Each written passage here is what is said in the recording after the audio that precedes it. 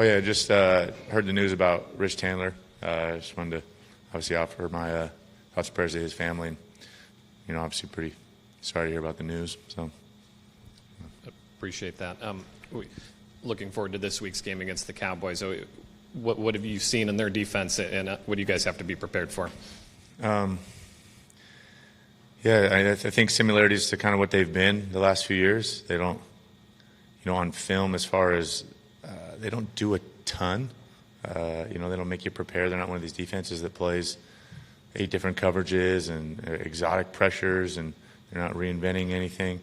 But obviously, I think you look at them statistically and over the last few years, and certainly this year, what they do really well. And they play fast, and they're good across the board from a personnel standpoint, up front, second level, on the back end. They play together. They play fast and physical. So I think all those things, sometimes you can watch the film, and when you look at some of the numbers, like I said, not all these coverages and things, but the subtleties of what they do really jump out on tape, and had a lot of success doing it.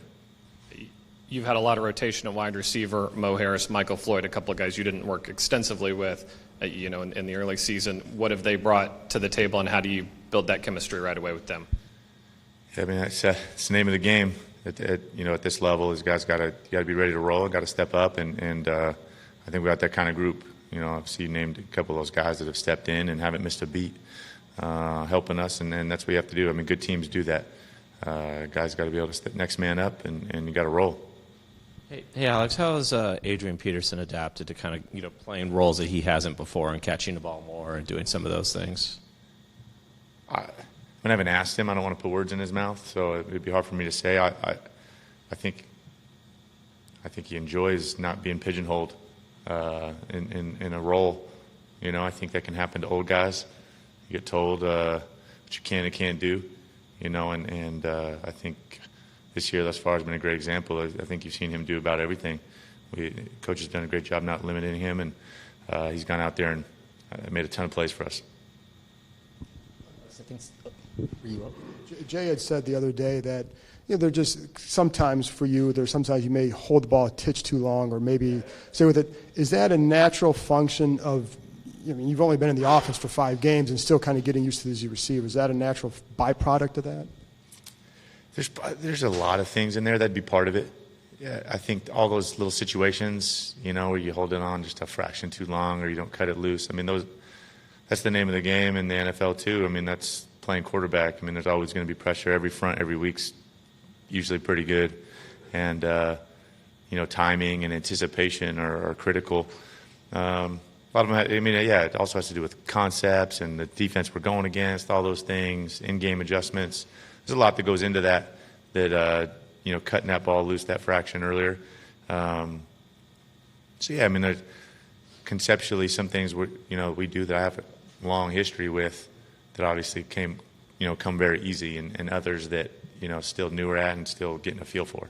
And also, bringing up Dallas's defense, a lot was made about the Colts front plays a similar style to Dallas's. As a quarterback, how can you help the line with that as far as the slanting and the stunning and all that?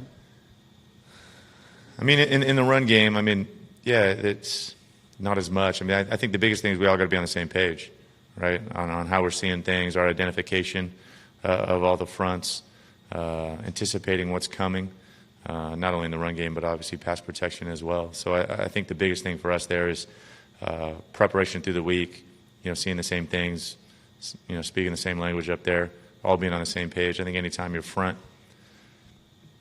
everybody's on the same page, good things happen. So, just wanted to follow up on John's first question, actually, because I'm sure you get back in the film room and go, I can't believe I didn't throw that. So how do you take that to the field? And if you think back to maybe when you first got to Kansas City and was learning that offense, is it kind of a linear progression? Is it something that's going to be up and down each week of how quickly that takes? Yeah, I think you hope it's always trending, almost like, but there certainly is going to be, depending on week to week, there are going to be dips, and some weeks it's going to feel great, I think just depending. And a ton goes into that, timing and all these things that when you're getting plays called, what you're getting them against. But I think, generally speaking, you hope that you're just consistently trending, getting better. That's the biggest thing, but certainly week in and week out, those challenges change. Yeah. I think Alex, now John that- mentioned the. Oh, sorry. I think John mentioned some of the Colts game and some of the similar concepts Yeah. between them and Dallas. Are there things that you can go back and watch that tape and apply it to this week?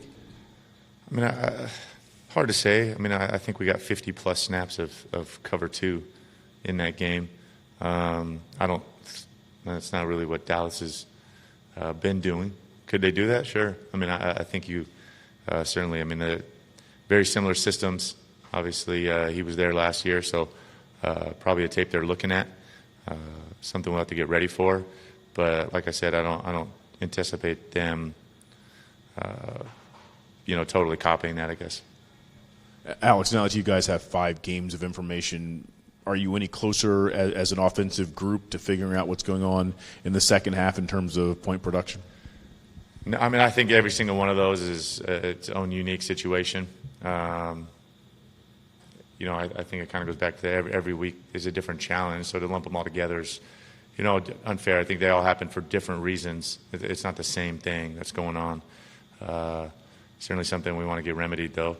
But like I said, I think a ton of different reasons that change week to week, and this week presents a completely different challenge for us to figure out. Alex, what have the folks who've been here a long time told you about Dallas Week, and what do you want to say to the fans about what this particular week means for you? We know you want to win all the games, but how do you feel about this week?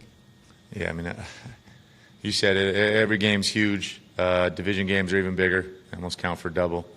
But anytime I think you have a storied rivalry like this, it goes back, that long. There's obviously a lot on the line, a lot of history there on both sides. Yeah, but for us, I mean, it's we got him at home, we got him here. Chance to get him in our place and take advantage. Certainly, thinking back to this last Sunday and what that looked like in the fourth quarter, FedEx was pretty sweet. It was rocking, and certainly hope to kind of, I think, carry that over to this next week. But we got to go out and prove it. I mean, there's nothing we can really say or talk about. We just got to go out and do it. Alex, you guys have won one, lost one, that sort of pattern. Is there anything you can take away, I guess, from that week of practice that you can implement from those weeks of wins heading into a new week?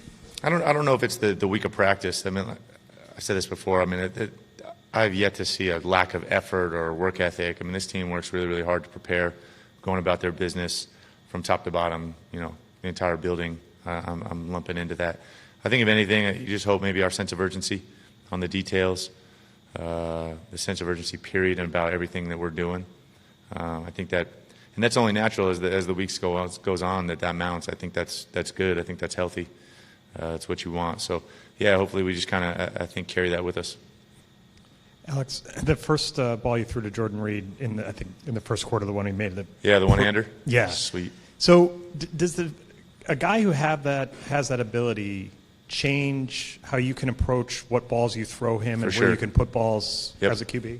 Yeah, all those plays and the 100 other ones that he's made, in camp and practice. Yeah, that gets banked, absolutely. And both of our, I think you just log all that stuff, and no question that when it comes time, I mean, that's not a conscious thought that you're making. All those little, John talked about those little, the fraction of a second early. Cutting those things loose, certainly that when you have a guy like that that's proven he can make those kinds of plays, has that kind of trust, that you turn those balls loose more often than not. So the flip side of the second half thing is you guys have been pretty good coming out of the gate. What is it about, whether it's the scripted plays or the things you discussed coming into the game, that have been paying off? Yeah, I think same thing. It'd be hard for me to put one thing on that. I mean, I think they're different. They've been different every week. A lot going into that. So hopefully we'll keep that going. You'd love to come out starting fast, getting into a rhythm. You'd love to play four-quarter football, but obviously, I mean, this is an NFL game. It's going to be a division game. It's going to be, a physical game, hard fought. So to expect that it's going to be smooth is unrealistic. Okay. Alex, with Josh Doctson, just what have you noticed from throwing to him? You got a couple more targets, kind of seemed to get him involved a little bit, but just with a guy of his size, what have you noticed? Is there a difference throwing to him or anything like that? I think they're all different, and it's something that I think you've been recognizing and that you work on going back to April. But Josh is a guy that you appreciate. I appreciate, obviously, crazy talented, ton of physical ability, but just kind of continues to work every single day. He comes out here, works hard. Anytime you check us out in special teams or downtime, he's over with us, getting some catches, talking through stuff. And as a young receiver, I really appreciate that because I think, obviously, I think he's got a bright future, you know, and I kind of continue to work on all those little details of the position and our communication. So what catches your eye about DeMarcus Lawrence? What's that? DeMarcus Lawrence, what catches your eye when you watch him on tape? Besides the sacks and the tackles for loss and negative plays and pressure, I mean, he's a disruptive player, really disruptive player. Jumps out on film. He's been doing this now for a couple of years. So, yeah, he's a guy that certainly commands attention from the opposing offense. Thanks, Alex. Yeah, thank you.